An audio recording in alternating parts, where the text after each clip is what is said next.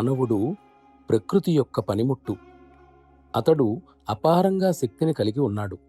ఆ శక్తిని వినియోగించటానికి కావలసిన సాధనాలు కూడా అతనికి ఉన్నాయి.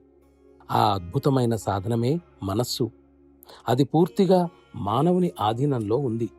పూజింపబడుతున్న దేవుళ్లకు సైతం మనస్సు లేదు. అయితే జంతువులకు మనస్సు ఉన్నదని చెబుతారు. కానీ దాని స్వభావం వేరు.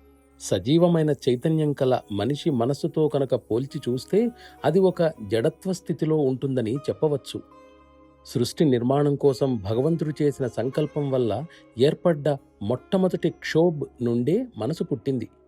మానవ మనస్సు యొక్క నిజ స్వభావం ఇలాంటిదైనప్పుడు అది మానవునికి బద్ధ శత్రువని ఈ కపట మహాత్ములు తీవ్ర పరుష పదజాలంతో ప్రకటించటం దానికి ఎంతో అపఖ్యాతి తెచ్చిపెట్టేదిగా ఉంది. దాని నిజమైన విలువను, గొప్పతనాన్ని వారు పరిగణించటం లేదు.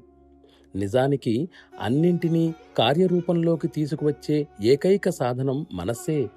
క్షోభ్ రూపంలో కిందకు దిగివచ్చిన దివ్యశక్తి కూడా ఇదే. మనిషి అనే చిన్న సృష్టిని ఉనికిలోకి తీసుకుని వచ్చినది కూడా సూక్ష్మ రూపంలో ఉన్న ఆసక్తే. ప్రతిదాని యొక్క మూలంలోనూ పనిచేసేది ఆసక్తే. ఇప్పుడు ఆ శక్తి ఎవరిది?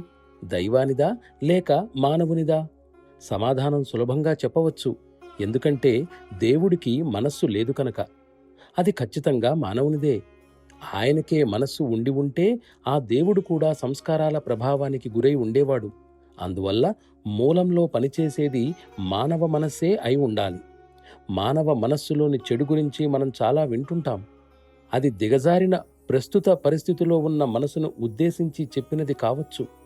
నిజానికి దాని నిజ స్వరూపమే దాదాపు మాయమయ్యేంతగా మనసును మనం పాడు చేశాం. అందుకే అది మన నిరంతర కష్టాలకు మూల కారణం అయింది.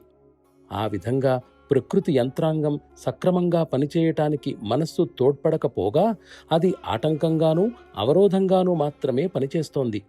ఆ విధంగా అన్ని అనర్థాలకు మనస్సే కారణము అని సాధారణంగా అనుకున్నా దానిని సరిగ్గా ఉపయోగిస్తే వాటికి అదే ఏకైక ఔషధము అనే నిర్ణయానికి వస్తాం.